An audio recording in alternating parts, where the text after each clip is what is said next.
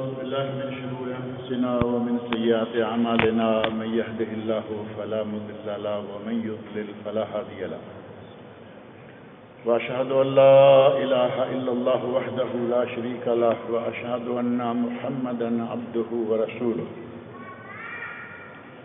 أما بعد فإن خير الحديث كتاب الله وخير الهدي هدي محمد صلى الله عليه وسلم وشر الأمور محدثاتها وكل محدثة بدعة وكل بدعة ضلالة وكل ضلالة في النار رب اشرح لي صدري ويسر لي أمري واحلل عقدة من لساني يفقهوا قولي رب أعوذ بك من همزات الشياطين وأعوذ بك رب أن يحضرون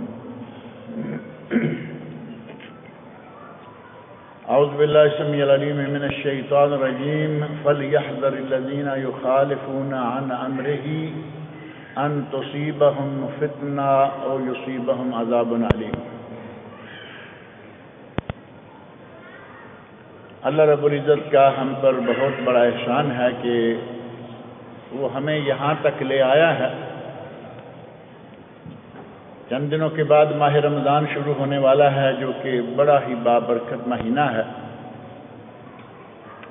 اور یہ اللہ کے احسان کے بغیر ممکن نہ تھا کہ ہم یہاں ہوتے، کیونکہ آج کے علم میں ہے کہ گزشتہ سال ان دنوں میں بہت سارے ہمارے عزیز و اقارب، دوست و احباب موجود تھے اور آج وہ دنیا میں نہیں ہیں۔ ہمیں اللہ نے اگر یہ موقع دیا ہے تو اس کا احسان ہے، اس کا فضل ہے، اس کی رحمت ہے، اور ہمیں اس سے جتنا بھی ہو سکے فائدہ اٹھانا چاہیے، اور اس بات سے بھی انکار نہیں کیا جا سکتا کہ اللہ رب العزت سے یہ دعائیں کرتے رہنا چاہیے کہ یا اللہ ہمیں ماہ رمضان تک پہنچا۔ ایک دعا جو کہ بڑی معروف ہے اور پچھلے دنوں واٹس ایپ میں، ای میل میں، فیس بک میں، ٹویٹر میں، دنیا بھر کے جتنے بھی آج میڈیا کے وسائل ہیں سب میں بڑے زور شور سے اس کو وائرل کیا گیا، اور وہ دعا کیا تھی؟ اللہم بارک لنا فی رجب و شعبان وبلغنا رمضان۔ اور کہا گیا کہ یہ نبی اکرم صلی اللہ علیہ وسلم سے ثابت مسنون دعا ہے، جبکہ یہ سراسر غلط ہے۔ ایسی کوئی دعا نبی اکرم صلی اللہ علیہ وسلم سے ثابت نہیں ہے۔ اب اگر یہ کہا جائے کہ ان کے اس آیت، اس حدیث کے الفاظ میں کیا کوئی گڑبڑ ہے، ہم یہ نہیں کہیں گے کہ الفاظ میں کوئی گڑبڑ ہے، الفاظ اچھے ہیں۔ ہم اب بھی دعا مانگتے ہیں کہ یا اللہ ہمیں رمضان تک پہنچا۔ کون جانتا ہے کہ رمضان تک بھی پہنچے گے یا نہیں، اگرچہ رمضان کے دروازے پہ ہم کھڑے ہیں، اور معروف ہے نہ خوش ہو اپنی منزل پہ، کبھی ایسا بھی ہوتا ہے کہ ساحل کے قریب آ کر سفینے ڈوب جاتے ہیں۔ اللہ رب العزت ہمارے سفینے کو پار لگائے اور ماہ رمضان تک پہنچائے۔ اللہ نے ہمیں عمر تھوڑی دی ہے، لیکن اس عمر کے دوران اللہ نے ہمیں بہت سارے ایسے مواقع دیے ہیں کہ ہم ان سے فائدہ اٹھا لیں۔ رمضان کا مہینہ ہے، محرم کا مہینہ ہے، اور یہ شعبان کا مہینہ ہے۔ کوئی یہ نہ سمجھ لے کہ شعبان کے مہینے میں جو کچھ ہو رہا ہے وہ مسنون ہے، سنت ہے، اور یہ بھی نہ سمجھ لے کہ اس شعبان میں کچھ بھی نہیں ہے۔ ایسا نہیں ہے۔ اس شعبان میں اللہ رب العزت نے ہمارے لیے بڑی خیرات و برکات رکھی ہوئی ہے۔ یہی وجہ ہے کہ نبی اکرم صلی اللہ علیہ وسلم اس شعبان کے روزے بکثرت رکھا کرتے تھے۔ شعبان کے روزے بکثرت۔ امہات المومنین کے بیانات کتب حدیث میں موجود ہیں کہ نبی صلی اللہ علیہ وسلم اتنے روزے کسی دوسرے مہینے کے نہیں رکھتے تھے رمضان کے بعد جتنے شعبان کے رکھتے تھے۔ حضرت عائشہ رضی اللہ عنہ کا بیان صحیح بخاری، سنن ترمذی میں حضرت ام سلمہ رضی اللہ عنہ بیان فرماتی ہیں کہ نبی اکرم صلی اللہ علیہ وسلم نے 2 مہینے مسلسل کبھی روزے نہیں رکھے سوائے ان 2 کے، سنن ترمذی میں۔ یعنی شعبان میں آپ روزے رکھتے تو ایسے لگتا کہ روزے رکھے ہی چلے جائیں گے، روزے رکھنے شروع کیے تو ایسے لگتا کہ آپ روزے چھوڑیں گے نہیں، اور شعبان ہی میں ایسے ہوتا کہ آپ روزہ چھوڑ دیتے اور ایسے لگتا کہ اب شعبان میں روزہ رکھیں گے ہی نہیں۔ نبی اکرم صلی اللہ علیہ وسلم کا یہ انداز ہے۔ اس مہینہ میں بکثرت روزے رکھنے چاہیے، لیکن اس شعبان کے نصف اول میں، پہلے آدھے حصے میں، آگے چونکہ رمضان آنے والا ہے، پہلے میں بھی رکھے بعد کے حصے میں بھی رکھے، رکھتا چلا جائے، 20-30 روزے شعبان کے رکھے اور رمضان کی باری آئے تو ڈھیلا ہو گیا، اب فرض روزہ چھوٹ جائے اس سے بہتر ہے کہ پورا شعبان چھوٹ جائے۔ فرض ایک روزہ بھی چھوٹ جائے تو اس سے بہتر ہے کہ پورا شعبان چھوٹ جائے، لہذا پورے شعبان کے روزے نہیں رکھتے۔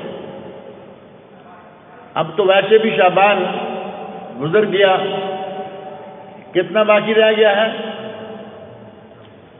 4 دن کے بعد تو وہ آنے والا ہے نا دن، بڑا اسپیشل ہمارے پاک و ہند میں، پٹاخے چھوڑیں گے، چراغاں کریں گے، بڑی حرکتیں کریں گے، ان کی تھوڑی سی تفصیل میں ذکر کرتا ہوں۔ اور اس کے بعد یا 14 دن اور ہوں گے یا 15 دن ہوں گے، اور ہم دیکھ رہے ہیں کئی سالوں سے کہ زیادہ تر 14 ہی ہوتے ہیں، یعنی 29 ہی ہوتے ہیں، کبھی 30۔ رمضان کے روزے عموماً 29 اور مہینے بھی عموماً 29 کے، 30 کے، 29 کے۔ یہ اسلامی کیلنڈر کی خاصیت ہے کہ روزہ یا مہینہ 12 مہینے یا 29 کے یا 30 کے، نہ کوئی 31 کا اور نہ کوئی 28 کا۔ ہماری اس عیسوی تقویم میں کیلنڈر میں تو آتے ہیں نا، ایک مہینہ 28 کا، وہ 3 سال 28 کا ہی رہتا ہے، 4تھا سال آتا ہے تو کہتے ہیں جی لیپ ایئر، یہ لیپ کا سال ہے، پھر 29 کا ہو جاتا ہے۔ بے تکی قسم کی کیلنڈر ہے اور ہماری وہ جان نہیں چھوڑ رہی، ہم اسی کے پیچھے لگے ہوئے ہیں۔ اسلامی کیلنڈر ہمیشہ 360 دن سال کے، کوئی کمی بیشی نہیں، مہینے یا 29 یا 30۔ نبی اکرم صلی اللہ علیہ وسلم فرمایا نحن امت امیہ لا نکتب ولا نحسب، ہم تو بھائی ان پڑھ سی امت ہیں، ہمارا مہینہ جو ہے وہ اس طرح ہوتا ہے۔ کتنا ہو گیا؟ 30 ہو گیا نہیں؟ اور دوسری مرتبہ آپ نے فرمایا ہمارا مہینہ اس طرح ہوتا ہے، جب تیسری باری آئی تو ایک انگوٹھا دبا دیا یا ایک انگلی کوئی دبا دی، یا 30 اور یا 29۔ اس ماہ شعبان کے 29 ہوں گے، 30 ہوں گے، پہلے 15 روزے جو ابھی 4 دن باقی ہیں، ان کے دوران اگر کوئی بکثرت روزے رکھ لیتا ہے تو سنت رسول صلی اللہ علیہ وسلم ثابت ہے۔ نبی اکرم صلی اللہ علیہ وسلم سے پوچھا گیا کہ آپ اس، حضرت اسامہ بن زید رضی اللہ عنہ پوچھتے ہیں کہ آپ اس شعبان کے روزے پر کثرت رکھتے ہیں، وجہ کیا ہے؟ ایک وجہ نبی اکرم صلی اللہ علیہ وسلم نے خود ارشاد فرمائی ذالک شہر، یہ وہ مہینہ ہے یغفل الناس عنہ بین رجب و رمضان، یہ شعبان وہ مہینہ ہے رجب اور رمضان کے درمیان ہے، لوگ اس سے بہت زیادہ غافل ہوتے ہیں، حالانکہ اس مہینے کی ایک اسپیشل صفت ہے یرفع فیہ الاعمال الی رب العالمین، اس مہینے میں بندوں کے اعمال اللہ رب العالمین کی طرف اٹھائے جاتے ہیں۔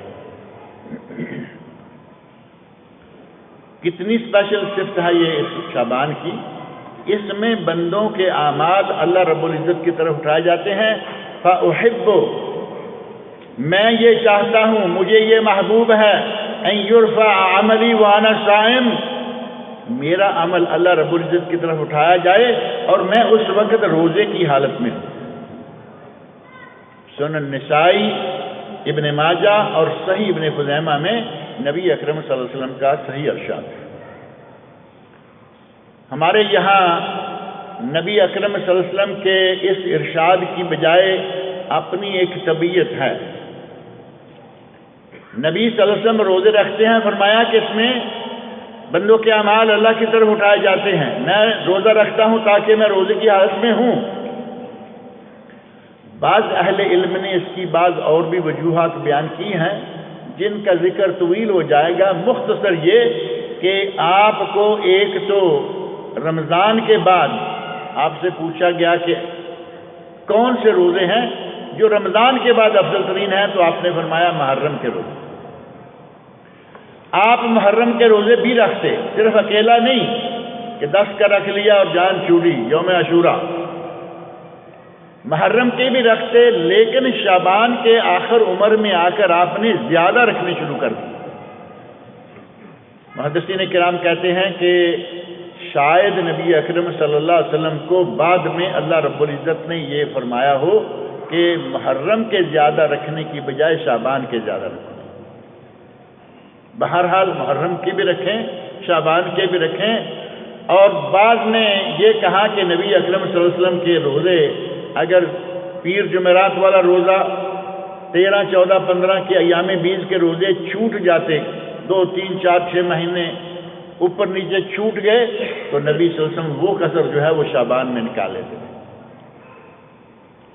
اور ایک سبب یہ بھی بیان کیا گیا کہ نبی اکرم صلی اللہ علیہ وسلم کی ازواج مطہرات عموماً اپنے پچھلے رمضان کے چھوٹے ہوئے روزے شعبان میں رکھتے، تو نبی صلی اللہ علیہ وسلم شعبان میں بکثرت روزے رکھ لیتے تاکہ ان کے قضا پورے ہو جائیں۔ کوئی بھی سبب ہو، ہمارے سامنے جو سب سے بہترین سبب ہے وہ ہے نبی اکرم صلی اللہ علیہ وسلم کا ارشاد کہ اس مہینے میں بندوں کے اعمال اللہ رب العزت کی طرف اٹھائے جاتے ہیں، میں چاہتا ہوں کہ میرے عمل اللہ رب العزت کی طرف اٹھائے جائیں اور میں روزے سے ہوں۔ کتنی زبردست بات ہے۔ ہمیں اس کو سامنے رکھتے ہوئے شعبان میں روزے رکھنے چاہیے، لیکن پوری یہ شعبان کی پوری مدت آرام سے گزر جاتی ہے، پہلا حصہ بھی دوسرا حصہ بھی، ہمیں یاد آتا ہے تو صرف ایک روزہ یاد آتا ہے۔ کون سا؟ نام بھی اسپیشل خود رکھ لیا، شب برات کا روزہ۔ خود کیوں رکھ لیا؟ یہ میں کیوں کہہ رہا ہوں؟ آپ کتب حدیث کا مطالعہ کریں، حدیث کی کسی کتاب میں شب برات کا لفظ اس رات کے لیے نہیں آیا، کسی حدیث میں۔ بکثرت حدیثیں جو ضعیف ہیں ان میں بھی لیلۃ النصف من شعبان، ماہ شعبان کی درمیانی رات، یہ نام ہے۔ وہ حدیثیں بکثرت ضعیف ہیں۔ ان میں سے بعض اہل علم نے، خاص طور پر علامہ محمد ناصر الدین البانی رحمۃ اللہ علیہ نے ایک حدیث کے بارے میں فرمایا کہ وہ صحیح ہے، اور وہ حدیث کون سی ہے؟ اللہ رب العزت اس رمضان کے مہینے میں یطلع علی الناس، لوگوں پر اللہ رب العزت جیسے کہتے ہیں توجہ فرماتا ہے، اپنے عرش سے لوگوں کی طرف جھانک کر دیکھتا ہے، یطلع اطلاع، اور تمام مسلمانوں کو اللہ رب العزت بخش دیتا ہے سوائے 2 کے۔ اب یہ 2 کون کون ہیں؟ جو ہم میں سے بے شمار ہیں۔ المشرک، پہلا وہ جو مشرک ہے، اور ہمارے یہاں شرک کی اتنی فیکٹریاں ہیں، شرک کے اتنے اڈے ہیں، بندے کو مشرک قرار دینے والے بے شمار ہیں اور شرک کرنے والے بے شمار ہیں۔ گلی گلی مزار، گلی گلی دربار، گلی گلی سرکار۔ میں کئی مرتبہ کہا کرتا ہوں، ہمارے ایک شاعر نے کہا ہے، اتھے بندے تے ٹاویں ٹاویں نے، اتھے سرکاراں ہی سرکاراں۔ یعنی بندے تو تھوڑے رہ گئے ہیں، زیادہ سرکاریں ہی ہیں۔ اس گلی میں سرکار، اس کے 4-6-10 جو ساتھی ہوتے ہیں اس کے مرید، وہ بھی سرکار اپنی جگہ پر، بلکہ بہت سارے ایسے ہیں کہ وہ اپنے آپ کو اس مرید کی، اس سرکار کی خدمت میں رکھنے کے حوالے سے اپنے آپ کو بڑا مقدس سمجھتے ہیں۔ اس رات میں اگر اس حدیث کو صحیح مان لیا جائے تو سارے بخشے جاتے ہیں سوائے مشرک۔ ایک ہمارے یہاں پاکستان میں، انڈیا میں، بنگلہ دیش میں کوئی گنتی نہیں، کوئی شمار نہیں مشرکین کا۔ اور دوسرا فرمایا والمشاحن، دوسرا وہ ہے جس کے دل میں کسی نہ کسی کے خلاف بغض ہے، نفرت ہے، غصہ ہے، اسی نتیجہ سے کوئی رابطہ نہیں، کوئی تعلق نہیں، دیکھنے کو تیار نہیں۔ کتنے لوگ ہوں گے ایسے؟ کئی ایسے لوگ پائے گئے، دیکھے گئے، سنے گئے کہ جن کو اپنے ماں باپ پر بڑا غصہ ہوتا ہے، ماں باپ پر۔ سال ہر سال ماں کو ٹیلی فون کرنے کو تیار نہیں، اور اس کو ماں پر ناراض کس نے کیا ہوا ہے؟ وہ بڑی مشہور بات ہے نا، ساس بہو کا جو جھگڑا ہے ہمارے یہاں، بیوی نے ماں کے خلاف اتنا پمپ کر دیا کہ ماں کو چھوڑ دیا۔ کسی نے باپ کو چھوڑا ہوا ہے، ماں کے ساتھ رابطہ ہے۔ وہ دو شخصیات، دو لوگ جن کے بارے میں قرآن میں اللہ رب العزت کہے کہ میری عبادت کے بعد اگر کسی کے ساتھ احسان اور خدمت کی ضرورت ہے تو تمہارے ماں باپ۔ سورہ بنی اسرائیل میں اللہ رب العزت نے فرمایا وَقَضَىٰ رَبُّكَ أَلَّا تَعْبُدُوا إِلَّا إِيَّاهُ، اللہ نے یہ فیصلہ کر رکھا ہے تو اگر عبادت کرو تو صرف اس کی۔ وَقَضَىٰ رَبُّكَ أَلَّا تَعْبُدُوا إِلَّا إِيَّاهُ وَبِالْوَالِدَيْنِ إِحْسَانًا۔ یہ بالوالدین احسانہ تو آپ نے کئی دکانوں، کئی فیکٹریوں کے اوپر بھی لکھا ہوا دیکھا ہو۔ اگر کسی نہیں دیکھا تو یہ اسکان کے باہر جو پلی آتی ہے، آپ پلی سے لیفٹ ٹرن لے لیجئے، آپ کو بائیں طرف میں نے دیکھا ہے کہ بڑے موٹے بورڈ کے ساتھ لکھا ہے وہ بالوالدین احسانہ۔ اللہ تعالیٰ اسے جزائے خیر دے۔ ایک اچھی بات کی طرف اس نے توجہ دلائی ہے، آتا جاتا کوئی بھی پڑھ سکتا ہے، جن دو لوگوں کے بارے میں اللہ یہاں تک کہے ان سے ناراض ہو کے بیٹھے ہوئے، اور بہن بھائیوں سے ناراضگی تو معمولی بات ہوتی نا۔ ہمارے یہاں تو اس حد تک پہنچا ہوا ہے کہ انسان کی زندگی میں رشتہ داروں کی دو قسمیں ہوتی ہیں موٹی موٹی، ایک سسرالی رشتہ دار اور دوسرے اپنے خاندانی رشتہ دار، بہن بھائی سگے۔ ہمیں یہی دایاں ہاتھ ہی پسند ہے، بیوی راضی، بیوی کے ماں باپ راضی، بیوی کے بہن بھائی راضی، اپنے جائیں جہاں جاتے ہیں۔ بہت عجیب سی بات ہے۔ اگر اس مہینے کی اس رات میں اللہ سارے مسلمانوں کو بخشتا ہے تو یہ دو طرح کے بدبخت لوگ ہیں جن کو اللہ نہیں بخشتا۔ اب کرنا ماہ شعبان میں یہ تھا کہ دلوں کو صاف کریں۔ آگے رمضان آ رہا ہے، آپ رمضان میں پہنچیں تو آپ کے دل صاف ہوں، نہ ماں سے غصہ، نہ باپ سے غصہ، نہ بھائی سے غصہ، نہ بہن سے غصہ، کسی سے کوئی غصہ نہیں، دل پاک ہیں، ماہ رمضان میں داخل ہوں، رمضان کی برکتیں حاصل کریں۔ وہ نہیں، ہمارے سارے معیار اپنے بنائے ہوئے ہیں، اور روزہ بھی رکھیں گے تو سال بھر روزے موجود ہیں، پورے سال میں روزے موجود ہیں۔ ایک ہے صوم داؤدی، نبی اکرم صلی اللہ علیہ وسلم ارشاد فرماتے ہیں کہ حضرت داؤد علیہ السلام ایک دن روزہ رکھتے تھے، ایک دن چھٹی کرتے تھے، ایک دن روزہ رکھتے تھے، ایک دن چھٹی کرتے تھے۔ بہترین روزے ہیں، جسے بہت سارے روزے رکھنے ہیں صوم داؤدی رکھے۔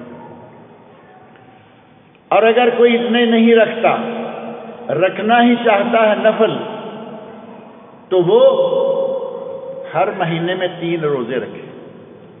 ہر مہینے میں 3 روزے، 13 کا، 14 کا، 15 کا سنت رسول ہے۔ وہ 3 روزے رکھے، اللہ اسے پورے مہینے کے روزوں کا ثواب دے گا۔ اگر ہر مہینے کو 3 رکھتا رہا اور اس پہ قائم رہا تو ساری عمر کا روزے دار ہوا یا نہیں؟ الحسنہ بعشر امثالہا، نبی صلی اللہ علیہ وسلم کا ارشاد، ومن جاء بالحسنہ فلہ عشر امثالہا، اللہ رب العزت کا ارشاد، جس نے ایک نیکی کی اسے 10 گنا ثواب۔ آپ نے فرمایا 3 روزے رکھو گے 30 روزوں کا ثواب مہینے پورے کا ہو گیا، اور جو رکھتا چلا جا رہا ہے گویا کہ وہ ساری عمر روزے دار ہے۔ یہ بھی نہیں رکھیں گے، پیر کا جمعرات کا ہر ہفتہ میں 2 دن آتے ہیں، ان کے روزے ہیں، ان کے بارے میں بھی نبی اکرم صلی اللہ علیہ وسلم سے پوچھا گیا کہ یا رسول اللہ آپ پیر جمعرات کا روزہ رکھتے ہیں، ان دونوں روزوں کی کیا وجہ ہے؟ آپ نے وہی الفاظ ارشاد فرمائے جو ماہ شعبان کے بارے میں، کہ ان 2 دنوں میں بندوں کے اعمال اللہ رب العزت کی طرف اٹھائے جاتے ہیں، اور مجھے اچھا لگتا ہے کہ میرے اعمال جب اللہ رب العزت کی طرف اٹھائے جائیں تو میں روزے کی حالت میں۔ پیر جمعرات نہ صوم داؤدی رکھیں گے، نہ 13، 14، 15 ایام بیس کے روزے رکھیں گے، نہ پیر جمعرات کا روزہ رکھیں گے۔ سارے سال میں اگر آ گیا تو 15 شعبان کا روزہ رکھیں گے، جی یہ شب برات کا روزہ ہے۔ 15 شعبان یقیناً موجود ہے، 15 شعبان کے بارے میں یہ ایک حدیث بھی موجود ہے، اور اس پورے رمضان کے بارے میں کئی احادیث، پورے شعبان کے بارے میں کئی احادیث موجود ہیں، فضیلت موجود ہے، لیکن کوئی شخص یہ نکال کے بتا دے کہ نبی اکرم صلی اللہ علیہ وسلم نے اس رات یا اس دن میں کوئی خاص عمل بھی بتایا، کوئی عمل ایسا نہیں۔ ہمارے یہاں اپنی طرف سے اعمال کے ایجاد کی بھٹیاں، اپنی طرف سے اعمال کے ایجاد کی فیکٹریاں لگی ہوئی ہیں۔ اس رات میں ایک نماز ہے، جیسے رجب میں پہلی جمعرات اور جمعہ کے درمیانی رات ایک نماز ہوتی ہے، ذکر ہوا اس کا پہلے، اسے کہا گیا کہ وہ صلاۃ الرغائب ہے، اور اس صلاۃ الرغائب کے بارے میں محدثین کرام نے، علماء تاریخ نے، مفسرین نے، اہل علم نے لکھا کہ یہ سن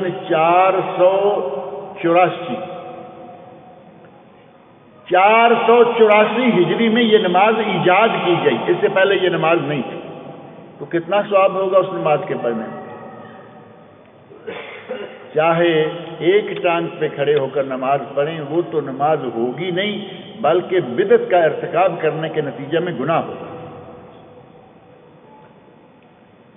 اور یہ جو 15 شعبان ہے، اس میں بھی ایک نماز تیار کی گئی ہے، وہ بڑی لمبی چوڑی تفصیل والی ہے، اس کا ذکر چونکہ نکل گیا ہے۔ یہ جو نماز ہے اس کو کہا جاتا ہے صلاۃ الالفیہ۔ الف تو جانتے ہی ہیں نا سارے، ایک ہے الف، الف با تا سا، لام کے نیچے زیر، یہ ہے الف با تا۔ ایک ہے الف، لام پر زبر، یہ تو زیادہ یاد ہے ہمیں، اس الف با تا سے بھی زیادہ یہ الف یاد ہے، الف الفین ثلاث آلاف، 1000 نماز پڑھی، ایجاد کی، نام رکھا صلاۃ الالفیہ، ہزاری نماز۔ ہم قریب جب بنانا ہی ہے، جال سازی ہی کرنی ہے تو پھر ٹکا کے کریں، چھوٹی موٹی نماز تیار نہیں کی، ہزاری نماز۔ اور ہزاری نام رکھنے کا سبب کیا ہے؟ 100 رکعت پڑھنی ہے، ہر رکعت میں 10 مرتبہ قل هو اللہ پڑھنا ہے۔ قطعاً کسی حدیث میں یہ بات نہیں ہے، اور اہل علم نے لکھا کہ یہ 5ویں صدی میں اس کو ایجاد کیا گیا۔ 5ویں صدی میں جو نماز 500 سال نہیں تھی، 5ویں صدی میں اس کا آغاز کیا گیا، تو وہ شریعت کیسے بن جائے گی اور نیکی کیسے بن جائے گی؟ صحابہ کرام کو علم نہ ہو سکا، خلفاء راشدین جو بڑے قریبی تھے علم نہ ہو سکا، تابعین، تبع تابعین، ائمہ اربعہ، یہ تو سارے پہلی دوسری ہجری تک ختم ہو جاتا ہے نا۔ 5ویں صدی میں آ کے جو ایجاد کی اس کو صلاۃ الالفیہ کا نام دیتا۔ اور ہمارے یہاں یہ الفیہ ہزاریہ جو ہے یہ تو بہت چلتا ہے نا، آپ کو روزوں میں بھی مریم روزہ، لکھی روزہ، ہزاری روزہ، درود لکھی، درود ہزاری، جعلی درود بنائے ہیں ان کے بھی نام خود رکھے ہوئے ہیں، روزے جعلی بنائے ان کے بھی نام خود رکھے ہوئے ہیں۔ ہمارے یہاں یہ سلسلہ بڑا ہے، ہر معاملہ میں ہم اپنا حصہ ضرور ڈالتے ہیں، حتیٰ کہ دین میں ہم نے اپنا حصہ ڈال دیا۔ قرآن کریم میں اللہ رب العزت نے سورۃ المائدہ کی آیت 3 میں فرمایا الیوم اکملت لکم دینکم واتممت علیکم نعمتی ورضیت لکم الاسلام دینا، آج میں نے تم پر تمہارا دین مکمل کر دیا۔ یہ کب فرمایا؟ حجۃ الوداع کے موقع پر، آج سے 1450 سال پہلے۔ ہمارا دین 1450 سال پہلے مکمل ہو چکا ہے۔ ہمیں ان جعلی نمازوں جعلی روزوں کی کوئی ضرورت نہیں ہے، ان میں ثواب نہیں بلکہ الٹا گناہ ہو۔ دیکھنے کو تو یہ بات سمجھ میں نہیں آتی کہ آدمی روزہ رکھے اور گناہ ہو، نماز پڑھی اتنی لمبی ہزاری نماز اور گناہ ہو۔ بدعت کو ایجاد کرنے کا گناہ ہوگا یا نہیں؟ نبی صلی اللہ علیہ وسلم نے نہیں بتایا، صحابہ خلفاء راشدین کہیں سے ثابت نہیں، ائمہ اربعہ سے ثابت نہیں، یہ کہاں سے آ گئے؟ اس کو ایجاد کر کے شریعت میں داخل کر دینا اس کا گناہ ہے، نہ یہ کہ یہ کوئی نماز کے نام سے کہا جائے۔ اس نام کی نماز نہ نبی صلی اللہ علیہ وسلم نے بتائی، نہ صحابہ نے بتائی، اب یہ کہاں سے آئی؟ صحابہ کرام کو اللہ رب العزت نے بہت پیارا ذہن دیا ہوا تھا۔ کسی معاملہ میں دیکھ لیں ان کا ذہن اتنا پیارا تھا کہ ایک مرتبہ نبی اکرم صلی اللہ علیہ وسلم کی زبان مبارک سے کوئی بات نکل آئے یا قرآن کریم کی کوئی آیت آ جائے، اس انداز سے عمل کرتے تھے کہ آدمی حیران رہ جاتا ہے۔ پردے کا مسئلہ آیا، مسجد میں نبی اکرم صلی اللہ علیہ وسلم نے پردے کی آیت سنائی، خواتین تک بات پہنچی، اپنی چادروں کو پھاڑ کر انہوں نے پردہ بنا لیا، چادریں چھوٹی کر لیں لیکن پردہ تیار کر لیا۔ اللہ کے نبی نے فرمایا کہ عورتوں کے لیے راستوں کے وسط میں چلنا جائز نہیں، یہ راستوں کے کنارے پر چلیں۔ خواتین نے فوراً عمل کیا، کناروں پہ لگ کے چلنا شروع کیا، رگڑ کے ذریعے یہ جو کپڑے کا حصہ ہے دیواروں کو لگ رہا ہے۔ ہمارے یہاں یہ باتیں نہیں ہیں کہ نبی صلی اللہ علیہ وسلم کچھ فرمائیں اور مان لیں، ہم اپنی بنائی ہوئی چیزوں پہ عمل کرنا زیادہ ضروری سمجھتے ہیں۔ اور پردے کو تو آج کل خواتین نے کہا کہ جی کیا پردے کی کیا ضرورت ہے، دل کا پردہ ہونا چاہیے۔ سنتے ہیں نا جملہ، یہ دل کا پردہ ہونا چاہیے۔ اگر کہیں کوئی پردہ دار خاتون گناہ کر بیٹھے تو فوراً پردے پہ حملہ کر دیں گے۔ پردہ قرآن میں اللہ کا حکم ہے، پردہ حدیث میں رسول اللہ کا حکم ہے۔ اگر پردے دار عورت نے غلطی کر دی تو اس میں پردے کا اور قرآن کا کیا قصور ہے؟ یہ تو وہی بات ہوئی کہ ایک ڈاکٹر سے مریض مر گیا لیکن وہاں نہیں کرتے، ایک ڈاکٹر سے غلط انجیکشن کے ذریعے مریض مر گیا، یہاں مرتے ہیں وہاں مرتے ہیں، یہ ہوتا رہتا ہے۔ کبھی ایسا ہوا کہ وزارت صحت کے خلاف بولنا شروع کر دیں کہ وزارت صحت نہیں ہونی چاہیے، ڈاکٹر نہیں ہونے چاہیے؟ مولوی سے غلطی ہو جائے ساری دنیا کے مولویوں کو رگڑ کے رکھ دیں گے، جی مولوی ایسے مولوی ویسے۔ کبھی کسی ڈاکٹر کو کبھی بلڈنگیں گرتی ہیں یا نہیں؟ تازہ بنی ہوئی بلڈنگ گر جائے گی، تازہ بنی ہوئی بلڈنگ سے پانی بہہ رہا ہے، بارش پہلی بارش ہوئی، ساری بلڈنگ جو کروڑوں اربوں خرچ کر کے بنائی گئی، ہم نے وہ منظر بڑا قریب دیکھا، بلڈنگ جو ہے افتتاح کے دن اس بارش ہوئی اور اس میں سے پانی ٹپک رہا ہے۔ کبھی کسی نے کہا کہ انجینئرنگ بند کر دو، ان انجینئروں کو کوئی پتہ نہیں ہے۔ مولویوں کی باری آ جائے، دین کی باری آ جائے تو فوری طور پر بھڑک اٹھیں گے، یہ مسئلہ ختم کرو، یہ شعبہ ختم کرو۔ مدارس دینیہ میں کسی طالب علم سے غلطی ہو جائے، مدارس دینیہ پہ جھپٹ پڑیں گے کہ ان مدارس کو بند کرو۔ بھائی تمہارے کالجوں میں اسکولوں میں کبھی کسی نے غلطی نہیں کی؟ بدماشی کی انتہا ہمارے کالجوں اسکولوں میں ہوتی رہتی ہے، واقعات رونما ہوتے ہیں، سب دیکھتے ہیں۔ کبھی کسی نے یہ نہیں کہا کہ مدارس اور کالج کو بند کر دو۔ دینی مدرسے کی بات آئی، ساری دنیا کے لوگ پیچھے چڑھ دوڑے۔ صحابہ کرام رضوان اللہ علیہ اجمعین کو اللہ رب العزت نے بہت اچھا دل دیا ہوا تھا۔ حضرت عمر بن عاص عبداللہ بن عمر، حضرت عبداللہ بن عمر رضی اللہ عنہما، عبادت کا انداز دیکھیں کہ وہ مسلسل روزہ رکھتے ہیں اور رات کو مسلسل تہجد گزار ہیں۔ نبی صلی اللہ علیہ وسلم کو پتہ چلا تو آپ نے فرمایا کہ یہ کام چھوڑ دو، مسلسل روزہ رکھنا اور ہر رات پوری رات جاگنا یہ چھوڑ دو۔ نبی اکرم صلی اللہ علیہ وسلم کو اللہ رب العزت نے سورہ مزمل آپ پڑھتے ہیں، قم اللیل الا قلیلا نصفہ او انقص منہ قلیلا، اے میرے نبی ساری رات نہیں، رات میں سے کم کرو، آدھی رات، آدھی سے تھوڑی زیادہ، آدھی سے تھوڑی کم، لیکن پوری رات نہیں۔ اب صحابی کا اپنا ذہن تھا کہ میں شاید کرتا رہوں گا تو مجھے زیادہ ثواب ملے گا۔ نبی اکرم صلی اللہ علیہ وسلم نے انہیں منع کر دیا، کہا نہیں، ایسا نہیں کیا کرو۔ صحیح بخاری اور صحیح مسلم کی حدیث، آپ نے ارشاد فرمایا، عبداللہ لا تفعل، ایسا نہ کرو، سم و افطر، روزہ رکھو روزہ چھوڑو، کبھی رکھ لیا کبھی چھوڑ دیا، قم و نام، قیام بھی کرو اور نوم، نیند بھی کرو، اور ساتھ فرمایا فَإِنَّ لِجَسَدِكَ عَلَيْكَ حق، تیرے جسم کا تجھ پر حق ہے، وَلِعَيْنِكَ عَلَيْكَ حق، وَلِعَيْنِكَ عَلَيْكَ حَقًّا، تمہاری آنکھ کا تم پر حق ہے، وَلِزَوْجِكَ عَلَيْكَ حَقًّا، تیری بیوی کا بھی حق ہے۔ جو آدمی ساری رات تہجد پڑھے گا، سارا دن روزہ رکھے گا تو بیوی کو کیا کہے گا؟ وہ بیوی کے حقوق ادا کرے گا۔ کبھی کبھی ایک بات بعض لوگ فضائل بناتے ہیں لیکن وہ مسائل بن جاتے ہیں۔ کہتے ہیں کہ امام ابو حنیفہ رحمۃ اللہ علیہ نے 40 سال تک عشاء کی نماز سے فجر کی نماز پڑھی، 40 سال تک۔ یہ بنائی تو گئی فضیلت، لیکن یہ فضیلت بنتی نظر آتی ہے؟ تھوڑا سا غور کے ساتھ سوچیں۔ قرآن کہے کہ ہم نے رات آرام کے لیے بنائی، قرآن کہے کہ ہم نے دن معاش کے لیے بنایا، اور رات کو سباتہ سکون آرام کے ساتھ رات کو پردہ بنایا، میاں بیوی ملیں، میاں بیوی کٹھے بیٹھیں، میاں بیوی باتیں کریں، اور امام صاحب کو 40 سال تک یہ آیتیں یاد نہیں آئیں۔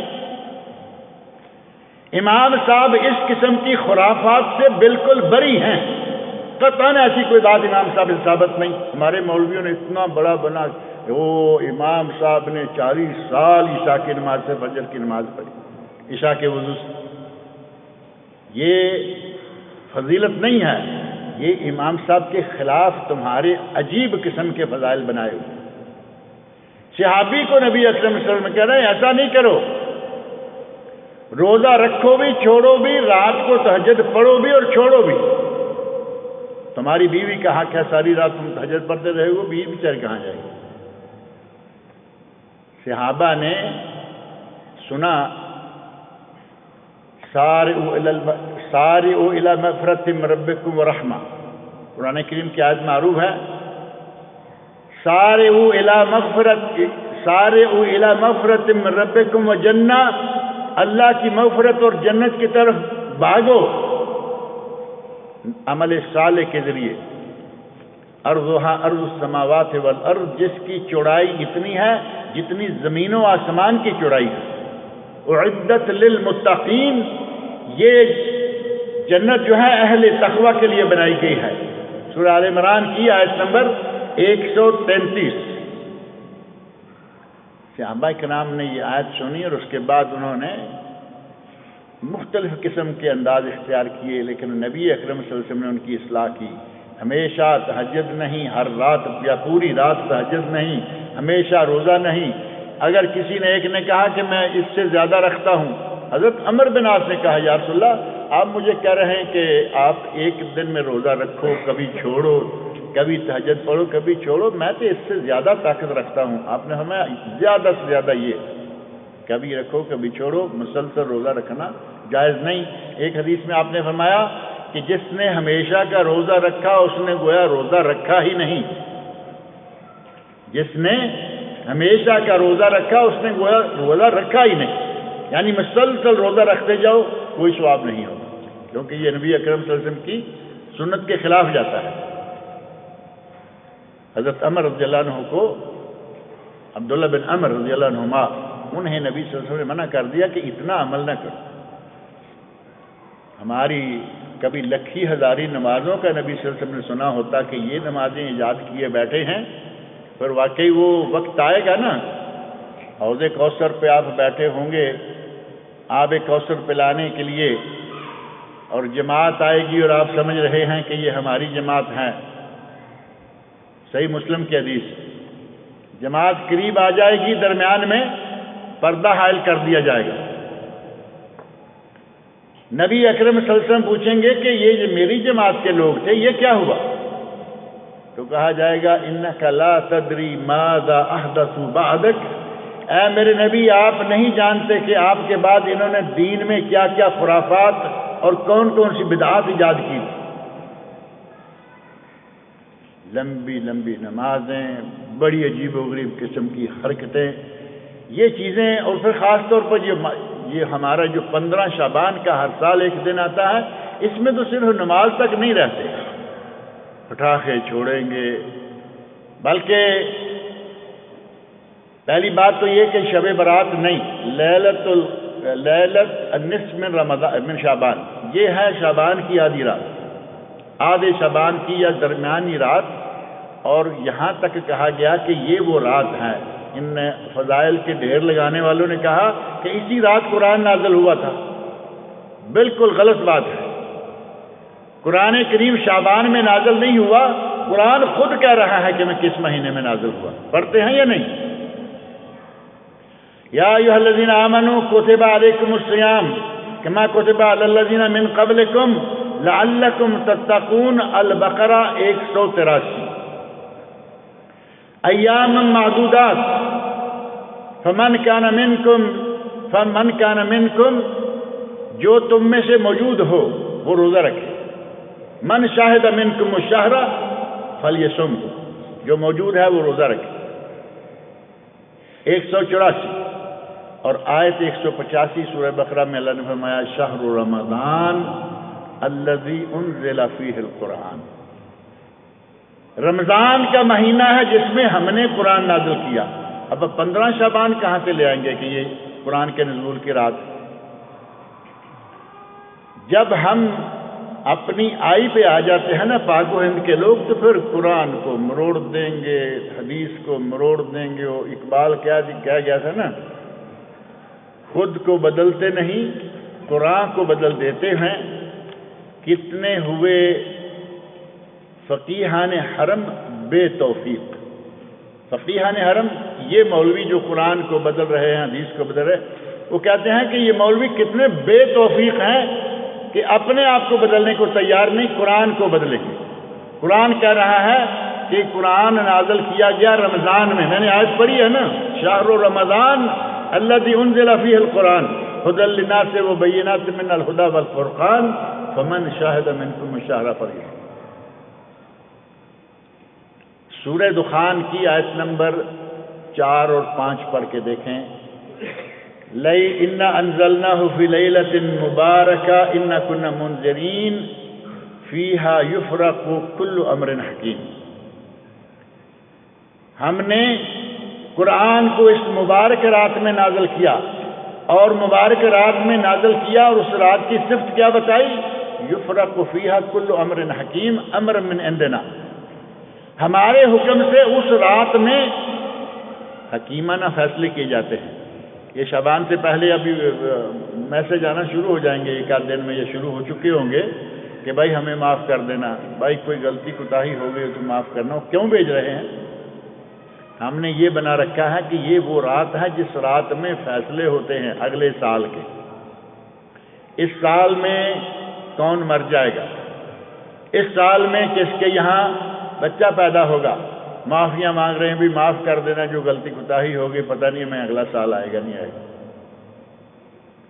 وہ فیہا یفرق من کل امر حکیم، وہ رات ہے جس رات میں قرآن نازل کیا گیا، وہ شعبان میں نہیں، وہ رمضان میں۔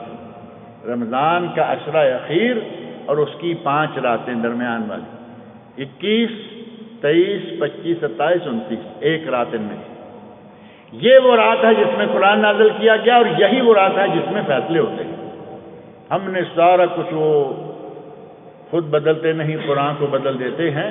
ان لوگوں کو اللہ رب العزت ہدایت دے، اپنے اپنے انداز سے پھر اس ماہ شعبان کی درمیانی اس رات کو منانے کے لیے جو طریقے اختیار کر رکھے ہیں ہم نے، وہ 5-6 معروف اور موٹے موٹے طریقے ہیں۔ باتیں کرنے کے لیے بہت ہے، ہمارے پاس اتنا زیادہ وقت نہیں ہے۔ شب برات کو منانے کے لیے ایک طریقہ یہ ہے کہ اس رات اسپیشل حلوے مانڈے، اسپیشل قسم کے کھانے تیار کیے جاتے ہیں، ہے نہیں؟ بھائی حلوے مانڈے سارا سال تیار کرو، ہمارے لیے مولویوں کے لیے تو بدنامی بنا ہوا ہے حلوہ، لا کے کھاتے سارے ہیں۔ روزانہ پکاؤ حلوہ، کوئی منع نہیں۔ سال بھر نہیں پکائیں گے، اس رات کیوں پکا رہے ہیں؟ کہتے ہیں کہ اس رات کھانے وانے اچھے پکاؤ، تیار کرو، اس پہ ختم دلاؤ، یہ کرو وہ کرو، اور تمہارے پچھلے جو مرے ہوئے ہیں وہ آئیں گے تو وہ دیکھیں گے کہ بھئی اچھا کھاتے پکاتے ہیں۔ وہ چلے گئے، ان کے آنے والا راستہ۔ شہید کو آپ دیکھیں، دنیا سے جانے کے بعد اگر کوئی واپس آنے کی درخواست کرے گا تو وہ صرف شہید ہوگا، اور اللہ اسے بھی واپس نہیں بھیجے گا، اور ہمارے سارے آتے رہیں گے۔ گھر کی صفائی کرتے ہیں۔ دوسرا طریقہ یہ کہ گھر کی حلوے مانڈے کے علاوہ صفائی، کپڑے بھی دھو دیے، برتن بھی سارے جتنے تھے سب دھو دیے، کچن صاف، گھر صاف، یہ صاف، میرا خیال ہے دیواریں تک بھی صاف کر دیتے ہوں گے۔ یہ ہماری وہ جو روحیں ہیں وہ واپس آئیں گی۔ میں کبھی کبھی سوچتا ہوں اور کہتا ہوں کہ ہمارے لوگ بالکل خیال نہیں کرتے، بھئی اس گھر میں سے ایک جوان آدمی مر گیا، مثال کے طور پر ایک بھائی فوت ہو گیا، اس کے بال بچے ہیں 2، 1، 4۔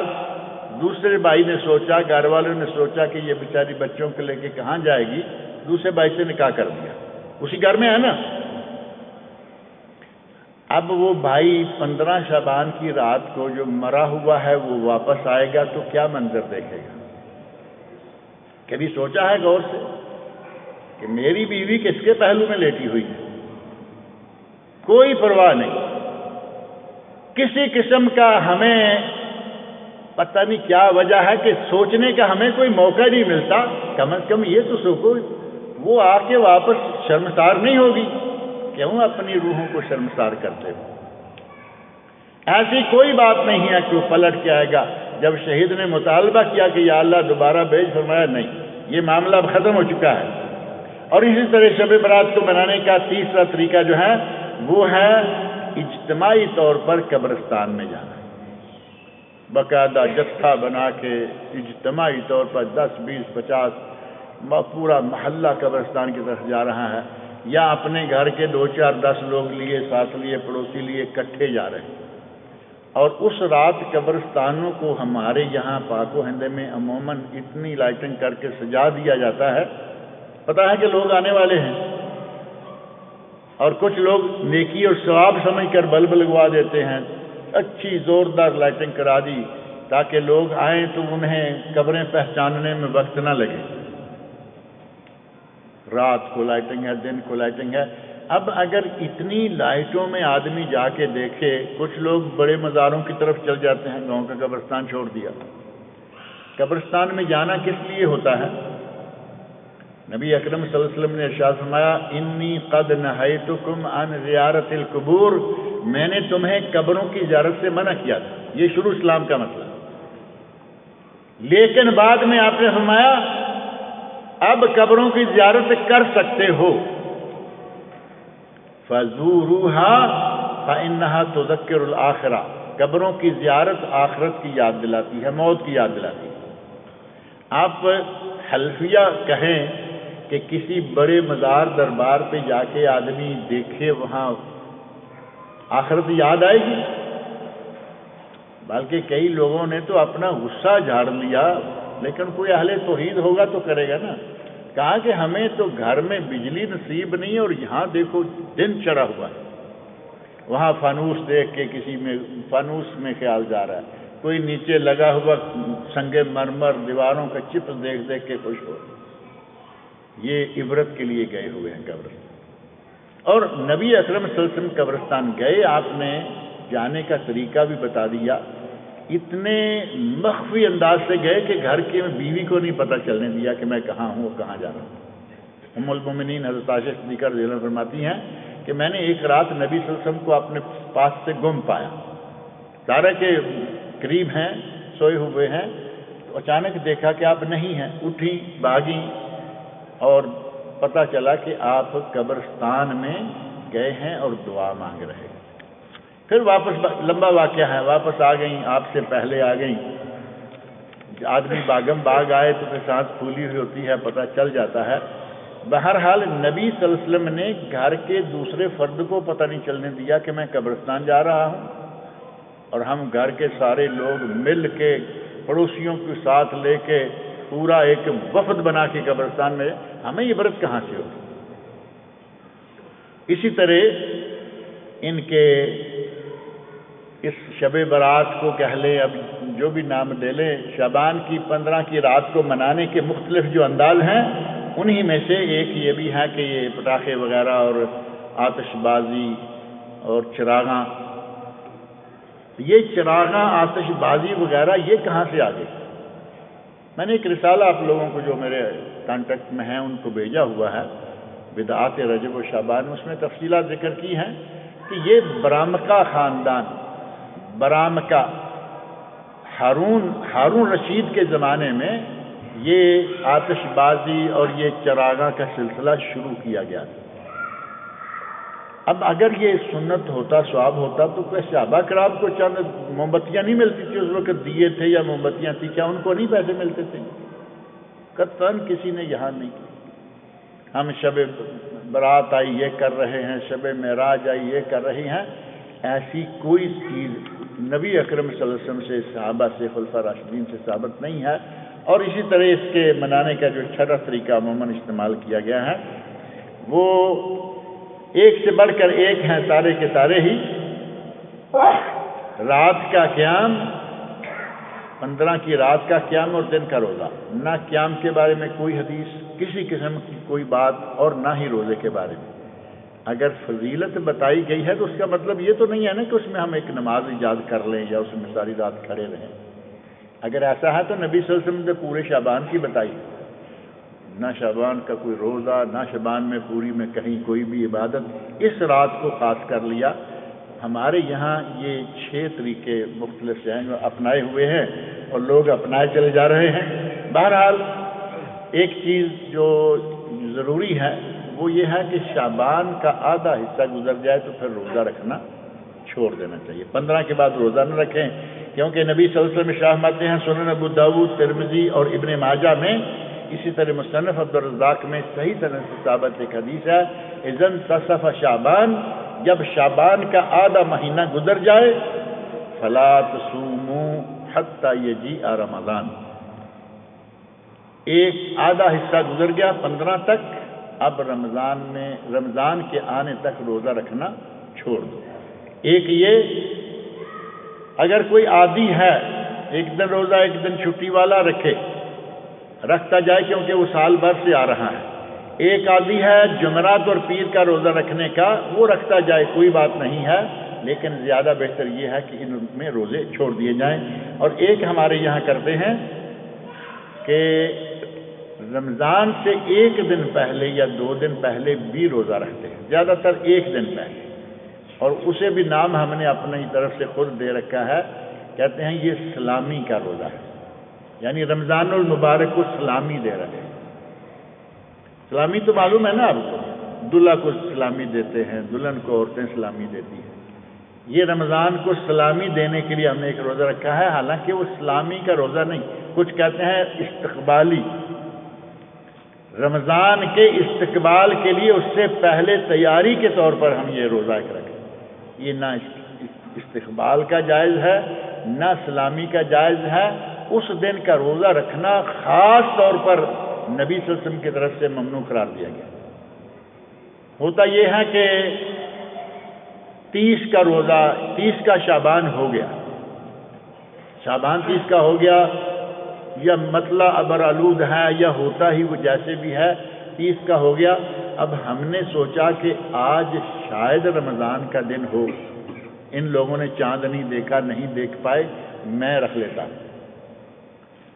تو یہ استقبالی بھی ہو گیا، اسی طرح اسلامی کا بھی ہو گیا، اور اصلاً یہ شک کے دن کا روزہ ہے کہ پتہ نہیں شاید چاند نظر نہ آیا ہو، لیکن ہو تو میں یہ روزہ رکھتا.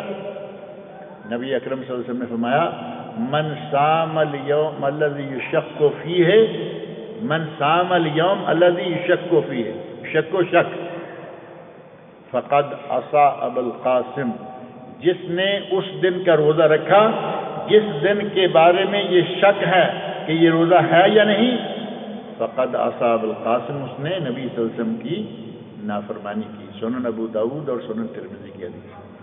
اللہ رب العزت مجھے اور آپ سب لوگوں کو نیک عمل کی توفیق